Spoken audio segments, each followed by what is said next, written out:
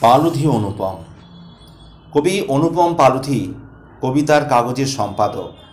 চেনা জানা বছর 30, রেলের বড় অফিসার, আবার নানা স্বেচ্ছাসেবী সংস্থায় তিনি আন্তরিকভাবে যুক্ত। সব ব্যাপারে অসাধারণ পাণ্ডিত্য ও গভীর জ্ঞান থাকলেও তিনি কিন্তু সম্পূর্ণ অহংশূন্য। তাই এই মূর্খের সাথে বোধহয় তার এত সখ্যতা। অথচ গুণে মানে উভয়ের পার্থক্য বরাবরই আকাশ পাতাল। জীবনে অনেক মানুষজনের সাক্ষাৎকার নিয়ে শেষে আচমকা ধরলেন আমাকেই, তার উকিলের জেরা। আচ্ছা, তুমি মালটি যে কি আজও আমার সত্যি অজানা। বললাম হেসে, সত্যি বলি, মানো কিংবা না মানো, আমি আদ্যপ্রান্ত জাত ভিখিরি বাচ্চা। জাত ভিখিরি শালা তুমি, তার এটি আমাকেই মানতে হবে। সত্যি বলছি, আমার বাবা ছিলেন ভিখারি। বাড়ি বাড়ি সত্যি ভিক্ষা করতেন ছেলেবেলায়। সে সময় যদি না শ্রীপুর গ্রামের রমানাথপতি দয়া করতেন, ভবিষ্যৎ তার যে কী হতো ঈশ্বরই একমাত্র জানেন। তাই বলছি, সেই ভিখারির বাচ্চা বড় ভিখারি আমি। তুমি মাল যে, সেটি আমি একমাত্র বুঝি। কঠিন বস্তু, দীর্ঘদিন চিনি। যে একবার মিশেছে সেই টের পেয়েছে কি জিনিস তুমি। শালা জাত উড়িয়া হইলাম আর কই, আবার বাঙালিও, তাও কি? আচ্ছা মাল, তাহলে তুমি কি? শঙ্কর। জাত আমার নেই, গর্ব করে বলার মতন তেমন জ্ঞান বুদ্ধি পড়াশোনা কোনোটাই নেই। মানে সর্বদিক দিয়ে ওই জাত ভিখারির বাচ্চা আমি বড় ভিখারি। আরে মাল, তাহলে এই লেখালেখিতে তুমি কি?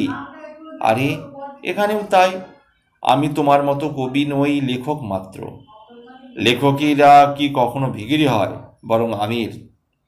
ওই উচ্চমান্যদের কথা বলার ধৃষ্টতা আমার নেই। বলেছি আমার সম্পূর্ণ নিজের কথা। আমি সর্বহারা ভিখারি। তুমি মাল কার কাছ থেকে এমন লেখার ভিখারি শুনি? কেন তোমার কাছে, মানে কবির নিকট?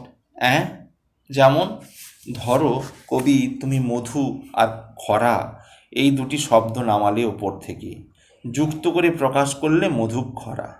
ওটি মিষ্টি দোকানি সাইনবোর্ডে লিখল মধুক্ষরা মিষ্টান্ন ভাণ্ডার। ফলে অগণিত মানুষজন ওখানে ভিড় করল, যাদের নানা কথা ওই মিষ্টি নিয়ে, ওই দোকান ঘিরে ভালো মন্দ নিয়ে চলল কথা দোকানে পথে। তাদের সবার পথ চলতি কথা, আবেগ বেদনা প্রেম ছড়ে পড়ল সবার অজান্তে সর্বত্র। আর আমি ভিখারি ওসব কুড়িয়ে কুড়িয়ে যথাসাধ্য মালা তৈরি করি, লেখার ভিতর তাদের সব কথা ভাবনা জানাই। আমার সবই তো কুড়োনো কবি। আমার কোনো নিজস্বতা নেই, নেই কোনো জাত। নিজের বলতে বলার তেমন কিছুই নেই। তাহলে কি আমি জাত ভিখারি নই কবি? সর্বহারা কি আমি নই? গল্প গল্প গল্প আর গল্প। মানুষের জীবনটাই এক বা একাধিক গল্পের সমন্বয়। মানুষ নিজে গল্প শোনে, গল্প শুরু করে গল্প দিয়ে, ইতি করেও গল্প শুনে শুনে, চেতনে কিংবা অবচেতনে। শিশু অঙ্ক কষা ফেলে বলে, দাদু ভাই আগে একটা গল্প বলো শুনি, তারপর অঙ্ক। সেই পক্ষীরাজের ঘোড়া, ওই ব্যঙ্গমা ব্যঙ্গমী। পরে সেই ছেলে বৃদ্ধ হয়ে শেষ শয্যায় তখনও জিজ্ঞাসা করে, শ্রীরামচন্দ্রের যজ্ঞ ঘোড়ায় কি পরিক্রমা শেষ হলো? কিংবা কারবালা প্রান্তরে হা হাসান বিষপান, হা হইসেন পানি, ফোরাত নদী, হা মোহাম্মদ রাসুল, অথবা oh my lord, oh heaven father, I love you very much বলতে বলতে একটি যাত্রা হয় শেষ হয় একটি জার্নি। আবার একটি ভোরের অপেক্ষা, আবার একটি ভোর, আবার এক অন্য যাত্রা শুরু। কর্মগুণে বেশ বদল হয়, হিন্দু নয় মুসলমান, অথবা খ্রিস্টান, অথবা অন্য কোনো এক জাতির মানুষ হয়ে জন্মায়। কিন্তু সব মানব জীবনই গল্প। জীবন ঘুরে জন্ম মৃত্যুর মধ্য দিয়ে। সে চলতে থাকে চক্রাকারে, উতরাই চড়াই এর নানা গল্প রচনা করে। গল্প শুনে শুনে প্রতিটি মানুষ, তাই মানুষ মানে গল্প সম্পদ। কম বেশি সবার সংলাপ মুখর এ জীবন। এই তো সেদিন গল্পময় কালীর বাজারে কমলার চায়ের দোকান। কল্লোল সাহেব এক ভদ্রলোকের জামা টেনে ওর পরিচিত দোকানে উঠিয়ে নিয়ে জিজ্ঞাসা করলেন, কমলা এ মাল আজকাল ঘুগনি মুড়ি খেতে আর আসো না? আগে তো খুব খেত, আজকাল আসে না। আপনারা জানেন এই মাল যখন অফিসে চাকরি করতো ঢুকতে স্যার বেরোতে স্যার ছাড়া কোনো কথাই ছিল না। আর এখন দেখেও না, বরং দেখার ভান করে, পাশ কাটিয়ে চলে যায়। শালা বলে এসব কেন? উত্তর মোক্ষম। আশ্চর্য, তখন ছিলেন ওই পদে, তাই ওটি দিয়ে দেখেছি, উর্বর হতো চাষ, ফলনও পেতাম বেশ। ও তাই? আর এখন আমি স্যার নই, পদে তো নেই, সামান্য জৈব সারও তো এখন আপনি নন। অসার সারের গোবর বলা যায় বড় জোর। বেকার তো মানানো যাবে এই ভেবে তাই পাশ কাটিয়ে চলে যাই। মানলাম এখন তুই আমি উভয়ের আমি তুই আমি উভয়ই তো এক, কারুর তো আর চাকরি নেই, তা বলে কাউকে আর মনেও রাখবি না? আপনার পাঠশালার সব বন্ধুদের কি আজ মনে আছে? আরে মূর্খ, সে তো অনেক কাল আগে হতো। তারপর স্কুল কলেজ চাকরি জীবন ভুলে যাওয়া তো স্বাভাবিক। আমার ক্ষেত্রেও তাই। চাকরিটা আমার কাছে পাঠশালার মতন, সব যেন শিক্ষকের আসন। এখন এই বাজার মানে এই মুক্ত লাইফ আমার কাছে। ভুলতে চাওয়াটা খুব অন্যায় নাকি? সালা হারামির হারামি, চাকরি গেলে কি হবে? চ্যাটাং চ্যাটাং যে স্বভাব একই আছে। কমলা, ওকে মুড়ি ঘুগনি আজ দে, আমিই খাওয়াবো। না, আর খাবো না, বরং আপনি খান, আমি খাওয়াচ্ছি। আরে খাবি না কেন? সাঁতার কাটতে যায় না। সাঁতারের সাথে ঘুগনি খাওয়ার কি প্রশ্ন মজুর? কমলা হেসে উত্তর দেয়, আছে আছে, সাহেব মানুষ, এ আপনি বুঝবেন না। আবার কমলা কপালে ভাঁজ ফেলে বলে, আসলে উনি বলতে চাইছেন কি জানো সাহেব, চাই মোটা মোটা ঘুগনি। আর এখন আমি ঘুগনিতে নাকি বেশি বেশি জল ঢালি, এটি বোঝাচ্ছেন। তাই সাগরে ভাসতে হবে, সাঁতার কাটতে জানেন না। ও তাই? আর জল বেশি দেব না বা কেন? এক প্লেট ঘুগনি মুড়ি দিয়ে যদি প্রত্যেকেই প্রায় 5 বার জুস দাও, একটু জুস চাই এই করে, আমি কত সামাল দিই বলুন? বাহ বাহ, তা ঠিক, সব দিক দেখতে হবে। ও দাদা, আজকাল আপাতত সাহেবের পয়সায় খান, তবে জল জল আমি দেবই। বলছি তো সাঁতার আমি জানি না। তা সে না জানুন, উদ্ধারের ব্যবস্থা এখন আছে।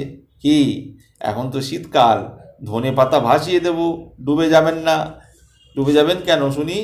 লোকে নদীতে কুটো পেলেও মাছবার ভরসা রাখে না। হ্যাঁ, বড়ই একা। দরজা খুললেই সংসার হাত পাতে। জেগে উঠি, স্বপ্ন দেখি, সত্যি করব বলেই। শীতের ভোরের মতন অস্পষ্ট আত্মীয় পরিচয়। দোকানি বলে, আরে খালি পেটে সকালে শুধু চা কি, আপাতত 2টো বিস্কুট ধরো। আজকাল যেন চা দোকানিও বড় ডাক্তার। আবার ওখানেই ভোরের আদালত, দেখি নিত্যদিনের মতো আজও এক নতুন কেস ফাইল, চলে জোরালো তর্ক সওয়াল। আরে এটা কি কখনো হয়?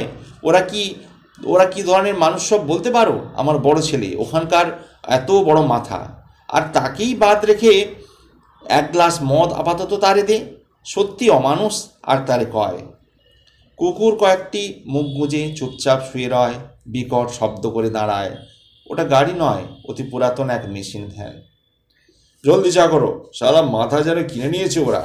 কথায় কথায় হুমকি দেয়, আর মাত্র কয়েকটা মাস আসতে দে, এই রঘুকেই মশাই মশাই করতে হবে কিনা দেখা।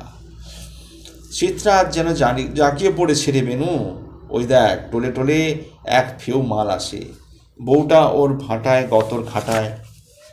সংসারে কে কি খায় ওর সে খেয়াল কি রাখে? ওর কাজ আড়ালে ঝোপ থেকে দেখা, বউ তার পাছে কিছু কারোর সঙ্গে করে বসে। হন হন করে আসে ওর এক পাল, বোধ হয় 6টার খেয়া, বোধ হয় সময় হিড়হিড় করে টানে। নিস্তার নেই, সময়ই করেছে শাসন। তবুও সব চেপে সবাই মেকি কথায় মুখর। কত যেন সবাই আপনার জন, মানুষ আজ সত্যি একা, বড়ই সে একা। সব পথই তার কাছে আজ শুষ্ক শুনশান। পুনর্বার আবার হয়তো একদিন এখানেই আসবো, ঠিক হয়তো এখানে নয়, অন্য কোনো শহরে, গাঁয়ে। প্রকৃতির বিচিত্র খেয়ালে সেই গাঁ হয়তো অন্য কোনো এক রূপ নেবে। আমিও তখন অন্য নবকলেবর, হয় হিন্দু নয় বৌদ্ধ, মুসলমান, খ্রিস্টান অথবা অন্য কোনো এক জাতের স্খলিত বীর্যে হবে নবজন্ম আমার, আবার পুনর্বার। আজ দেখি যে ভাব এই ভূমিতে বিস্তৃত বিচরণ, সেদিনও থাকবেই আমার সেসব, থাকবে ভিন্ন রূপে সমান একই রঙিন, যাবে দেখা হবেই হবে তোমার সাথে, তোমাদের সবার সঙ্গে জমবে এমনই মধুর সরস আলাপ আমাদের সংলাপে। বলবে চেনা জানার উপায়, এ তো অতি সহজ অঙ্ক বন্ধু, আমাদের প্রবৃত্তির সে তো সহজিয়া ব্যাপার। ঠিক যেভাবে দেখা হয়েছে এখন, ঠিক ওখানে এখানে পথে নগরে হাটে বাজারে যেভাবে কোনো সভাস্থলে সভা হলে সে একই যে সম্ভাষণ, গুড মর্নিং, নমস্কার অথবা সালাম, আদাব ভাইজান, অথবা হাসি ঠাট্টা, কোটকাচালি, নাচ গান, মন কষাকষি, কথায় কথায় না হয় বিবাদ, নতুবা এভাবেই সমবেত আহার রসালাপ, আবার ছোটোখাটো অনেক অর্থবহ ইঙ্গিত অজান্তেই চলেছিল। আগে চলে এই ধারা ক্রমান্বয়ে।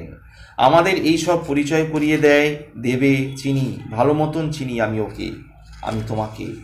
আবার হয়তো কোনো একদিন এখানেই আসবো, হয়তো ঠিক এখানে অন্য কোনো এক শহর গায়ে। প্রকৃতির বিচিত্র খেয়ালে সেই গাঁ হয়তো অন্য রূপ নেবে। আমিও অন্য কোনো এক নবকলেবরে, হিন্দু নয়তো বৌদ্ধ, মুসলমান, খ্রিস্টান অথবা অন্য কোনো জাতের স্খলিত বীর্যে হবে নবজন্ম, আবার পুনর্বার।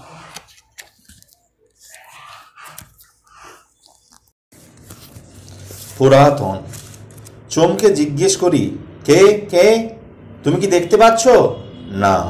তাহলে শুনতে? তাও না। তবে কি স্পর্শ করেছ? অবান্তর, না। তাহলে কি আমার ঘ্রাণ এসেছে নাকে? আশ্চর্য, না না, ওসব কিছুই না। তাহলে কি স্বাদ পেয়েছ জিবাগ্রে? বলছি এসব কোনোটাই নয়। তবু বলতে আর কি, 5 ছাড়া 6 যন্ত্র তো আর আমার কাছে নেই। হ্যাঁ, তা ঠিক। এই 5টি তো যন্ত্র আমাদের সবাইকে চেনায় জানায়। ওসবের বাইরেও ভেতরেও কিন্তু আমি বলতে ওসব যন্ত্র দিয়ে কেবল চেনা জানা হয় জেগে থাকলে, তাই। আর হতে পারে তুমি ঘুমের মধ্যেও স্বপ্ন মাঝে মাঝে, কিন্তু তুমি ভিতরে আমি রূপে কে? আমি স্বরূপগত আনন্দ, আমাকে দেখা যায় না। আমি তোমার ঠাকুরের কথায় চৈতন্য, আমি মানে সৎ চিৎ আনন্দ। এই 5টি যন্ত্রে আমাকে দেখা সম্ভব নয়। চাইলে অনুভবে কেবল বুঝতে পারো। অনুভবে কখন? প্রতিদিন কেমন করে সম্ভব? যখন জেগে থাকবে না, কিংবা স্বপ্নের ভেতরেও থাকবে না, ঠিক তখন তো গভীর ঘুম। সব অবস্থাতেই কেবল আমি একমাত্র আনন্দ স্বরূপ। গুলিয়ে ফেলছি, বুঝলাম না। জেগে থাকলে স্থূলদেহে বা দৃশ্যমান ওই শরীরে জড়িয়ে এই আমি অহেতুক জ্বালা যন্ত্রণা সব সহ্য করো না, তা না, এই অজ্ঞান হেতু। আচ্ছা, স্বপ্নের ভেতর মাঝে মাঝে যখন তখন যা কিছু ঘটে, ওটাও তো সূক্ষ্ম অদৃশ্যমান শরীরের ভিতর জড়িয়ে থাকি আমি জড়ীভূত। এই মন শরীর তো স্বপ্ন অবস্থায় যায় যত্রতত্র, কিন্তু গভীর ঘুমে, হ্যাঁ, ওখানেও আমি একক। ওই অবস্থায় ওই 2 শরীরের সাথে কোনো সম্পর্ক নেই। ও সময় সাপ পাশে থাকলে কি বা ছুরি ধরলে কি ভীষণ আনন্দে ঘুরপাক করে, মানে আমি। আর আনন্দ মানেই আমি ভিন্ন নেই। কি করে বুঝবো? ভোরে জেগে যখন আনন্দ শব্দ, আহ কি দারুণ একটি ঘুম ঘুমলাম, ওহ কি সুন্দর এ সকাল, নিশ্চয়ই আনন্দে আচ্ছন্ন, না হলে হতো কি এসব শব্দ বলা, কিংবা ওই সুখকর ঘুম কি সম্ভব? আমি নিত্য, আমি শাশ্বত, আমি পুরাতন হয়েও চিরনূতন। শব্দ সমুদ্র। জিজ্ঞেস করলো, স্বামীজি বলেছেন জীবে প্রেম, আবার ঠাকুর বলেছেন মানুষ কি গঙ্গা, কেন এসব বলেছেন? শব্দ ব্রহ্ম, মানুষ মানেই শব্দ সমুদ্র, তাই। শব্দের আবার কি মানে, কি এমন ক্ষমতা? এক শব্দের ঠেলায় কি হয় বোঝো না? না, কাকের একটি শব্দ কা, গরুর হাম্মা। তাহলে ভাবো, মানুষকে দেওয়া হয়েছে শব্দ সমুদ্র। মানুষ কি গঙ্গা? এটি ভেবে দেখো। এভাবে তো ভেবে দেখিনি। শোনো, নরনারীর প্রকৃত প্রেম রূপে মুগ্ধ হয়ে তার হয় সাময়িক, কিন্তু এই দুই মুখ সুশব্দ মুখর হলে হয় মজবুত, থাকে আমৃত্যু বৈবাহিক সম্পর্ক অমলিন অটুট। তাই কি সমাজে কি দেখো, আজ প্রেম বিয়ে, তারপর বছর না ঘুরতেই ছাড়াছাড়ি, উভয়ই উকিলের মুখোমুখি। এরা তো বোবা নয়, ওরাও শব্দ কথা বিনিময় করে। হ্যাঁ করে, তবে সব ছেঁদো কথা, হেঁটো কথা, কেনাকাটার মতো। আবার বাজার, আবার দর কষাকষির মতন কোনো নতুন সুগন্ধি শব্দ ওদের ভেতর নেই। পরিণামে তাই মন কষাকষি। বুঝলাম, কিন্তু উপায় যেতে হবে কবির কাছে। তার কবিতায় আছে, শব্দ ডুব দিতে হবে সাহিত্য বা সম্ভারে, শব্দ সমুদ্রের গভীরে, তাদের সবার শব্দ সম্ভারে। তবেই প্রকৃত মানুষের জীবন খুঁজে পাবে, জীবন বইতে সুখ্যাতে। তাই নইলে ওই কাকের মতন নিত্য কা, শেয়ালের মতন শুধুই হুক্কা হুয়া, শুধুই ওইটুকিতে জানলে আর আহার সঙ্গম, এবং ওদের মতোই বছরের ভেতর ছাড়াছাড়ি হবার জোড়াজড়ি। প্রকৃত মানুষের জীবন পেতে সাঁতার দিতে হবেই হবে শব্দ সমুদ্রে। দৌড়। কে যেন বলল কানে মোচড় দিয়ে, আবার কানে কানে, ইডিয়েট, এ তো দৌড় না। আরে দাঁড়িয়ে যা। বললাম কেন? ফল গাছে থাকে, এভাবে পথে পথে নয়। আমি একার জন্য ছুটছি তা তো নয়, আমার সংসার আছে। দেখ, তোর পিছনেও প্যান্ট ফাটা, জুতোর হাল তো এই। এসব তোর সংসারে ভুলেও দেখে কেউ? না, তবে সংসারের জন্য আমার তো দায়িত্ব কর্তব্য আছে। বাহ বাহ, ওই বদ্ধ সংসারের বাইরে এমন দু পা বাড়া। এখন সমাজ, ওদের দেখার আমার সময় বা কোথায়? এই যে পথ, এ কি পথ তোর বাবার? কাজ, খাদ্য, চাল, কিংবা এই সব যানবাহন? কানটি এখন ছাড়ো, ভীষণ যন্ত্রণা। তোর মতন কানাদের বুঝলি যন্ত্রণা তোদের সবার, যারা কেবল অবুঝের মতো দৌড়াচ্ছে, ভাবছে না যারা আর একটি বৃহৎ সংসারের কর্তব্য আছে। ওদের সবার তো আমার মতন সংসারের ভেতর ভাঙা বসন্ত নয়। কে বলে প্রায় সবার এই দৌড়ঝাঁপ অভাবের নয়, বরং স্বভাব। দৌড় থামা, বরং হাঁট। মানুষের জীবন এমনই একটি সুখকর ভ্রমণ, বুঝলি? এটিই ভাবতে চেষ্টা কর। বাহ, উপদেশ চমৎকার। তোর অতীত, তোর বর্তমান, এসব এখন ভাব। বাবা জীবনে ছেলে মেয়েদের ভবিষ্যৎ আমাকে ভাবতে হবে না, কিন্তু জন্তু না জানোয়ার, এটি কোনোদিন ভেবেছিস একবার? কি আমি জন্তু জানোয়ার? ওদের থেকে বরং এখন শিক্ষার তোর বড়ই অভাব। ওরা কেউ তোর মতন এমন দৌড় দেয় না, বরং আজীবন হাঁটে। ওরা মানুষ নয়, তা বুঝবে কি? ওদেরও তো তোর মতন ছেলে মেয়ে থাকে। তো আমাদের মতন কি লেখাপড়া শিখিয়ে মানুষ করতে হয়? যাদের বাবা মনুষ্য সমাজ কি এটি সঠিক অনুধাবন করতে পারে না, তাদের ছাওয়াল সব কেমন মানুষ হবে এসব আমার জানা। ওরা আগামীর এই সমাজে হবে বাঘ, হায়না, আর তোদের পরিণাম শুধু কাল সাপের ছোবল অপেক্ষায়। আশ্চর্য, তোদের খাওয়া থাকার ব্যবস্থাটা একটা পরিচিত হবে না? আশ্চর্য, তাদের খাওয়া থাকার একটা ব্যবস্থা করে দিতে হবে না? তা তো বটে। তা কতদিন? মানে যতদিন একটা ভালো চাকরি না করতে পারে। একটি দুর্লভ মনুষ্য জীবন লাভ শুধুই কি এই কেবল ওদের জন্যই দৌড়? কিন্তু ওদেরকে দেয় কাদের? কেন পাখি, জীবজন্তু কি দেখবো? ওরা কিন্তু এক নির্দিষ্ট সময় পর্যন্ত ছেলে মেয়েদের জন্য দায়িত্ব কর্তব্য পালন করে, তারপর যা করে সমাজের জন্য। কেমন করে? ওরা বন জঙ্গল তৈরি করে, আমৃত্যু মাটিকে উর্বর করে, সমাজে মানুষের অনেক কাজে আসে, আবার জীবন উপভোগও করে। বুড়ো বয়স পর্যন্ত শুধু কেবল সন্তানদের জন্য দৌড়ে দৌড়ে মরে না। যা হতভাগা।